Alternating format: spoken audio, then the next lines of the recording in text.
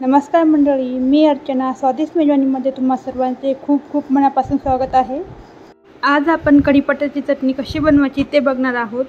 कढीपत्त्याचे खूप सारे फायदे आहेत हे आपल्याला माहीतच आहेत.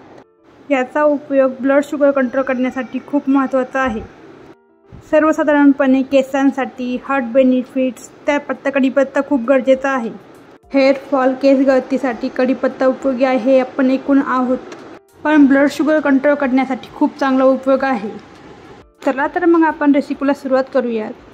इथे मी कढीपत्ता स्वच्छ धुवून सुकून घेतलेला आहे. अर्धी वाटी सफेद तीळ, 10 ते 15 लसूण पाकळ्या, अर्धी वाटी सुकलेल्या खोबऱ्याचा कीस, अर्धी वाटी डाळवं, 1 मोठा चमचा लाल तिखट, 1 चमचा आमचूर पावडर, 1 चमचा जिरे, चवीनुसार मीठ आणि थोडीशी साखर.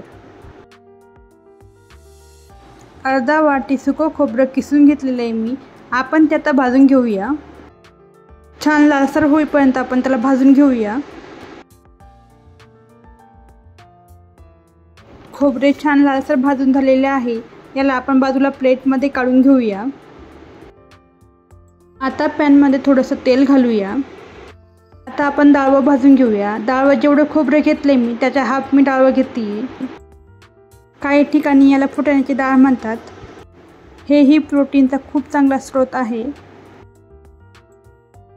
इथे डाळवं लालसर छानपैकी तळून घेतलेलं आहे. डाळवे आता आपण मग काढून घेऊया. सेम पॅनमध्ये तीळ आणि 1 चमचा जिरे भाजून घेऊया. जिरं घालणं हे पूर्णपणे ऑप्शनल आहे.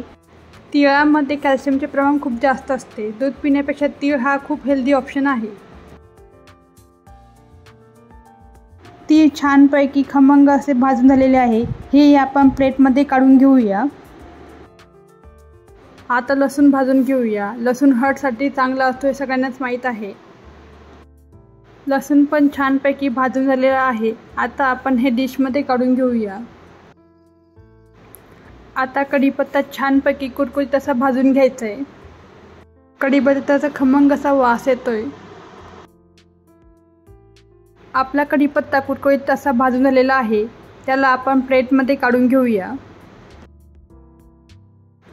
आता हे सर्व आपण हलकंसं थंड होऊन देऊया. थंड झाले की आपण पुढच्या प्रोसेस बघूया.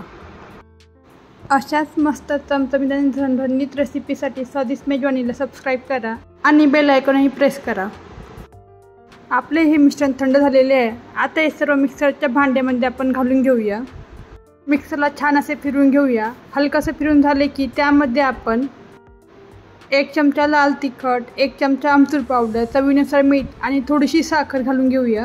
तिखट तुम्ही तुमच्या आवडीनुसार कमी जास्त करू शकता. आमचूर पावडर नसेल तर तुम्ही चाट मसाला घालू शकता. याने आपल्या चटणीला खूप छान असा चव येते.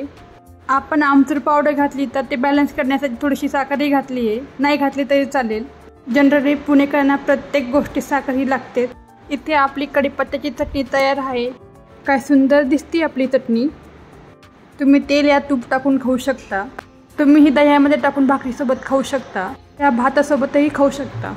ही चटणी 15 ते 1 महिनाभर टिकते. इथे आपली हेल्दी कढीपत्त्याची चटणी तयार आहे. तुम्हाला कशी वाटली ही रेसिपी मला नक्की कमेंट करून सांगा. चॅनलवर नवीन असाल तर लाईक आणि सबस्क्राईब करायला विसरू नका. चला तर मग पुन्हा भेटूया अशाच मस्त नव्या रेसिपीमध्ये. धन्यवाद.